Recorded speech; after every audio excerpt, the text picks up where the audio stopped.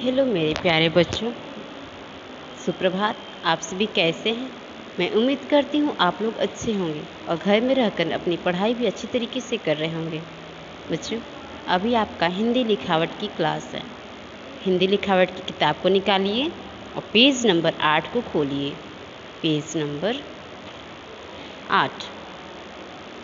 बच्चों, यहाँ देखिए, यहाँ लिखा गया है, देखिए, पढ़िए और लिखिए। पिछली कक्षा में हमने छोटी ई की मात्रा को पढ़ना लिखना सीखा था।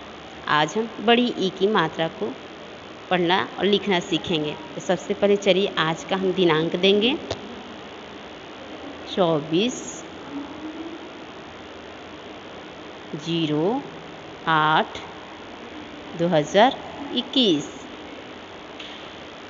ओके, इसके बाद हम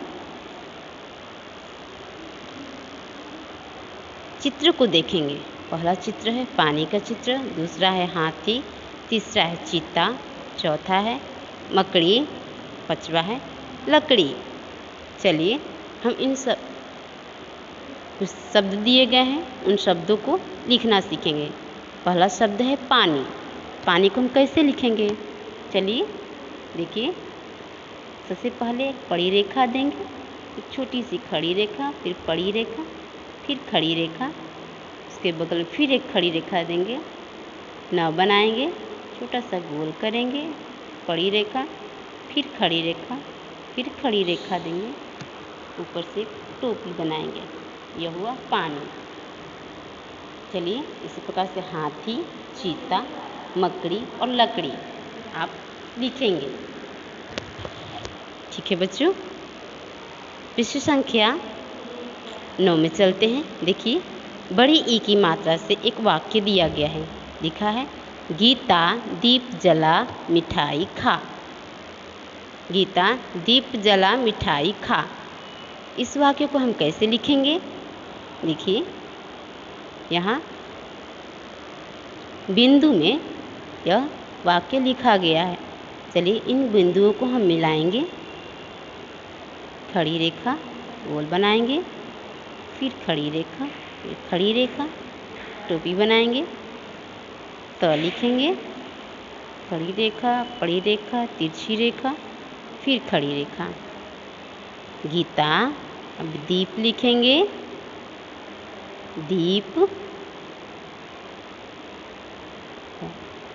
जला। बच्चों, आप लिखते समय लाइन का ध्यान देंगे कि हम किस लाइन पर कौन सा अक्षर लिख रहे हैं।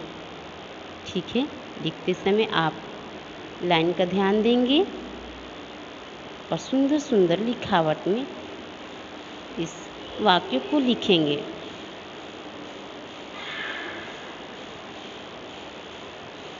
लिखते समय आप अपने मम्मी पापा का सहयोग ले सकते हैं। ठीक है बच्चे, इसी तरह आप इस पूरे जगह को पूरा करना है। इधर भी दिया गया, इसको पूरा करना है और इधर ही पूरा करना।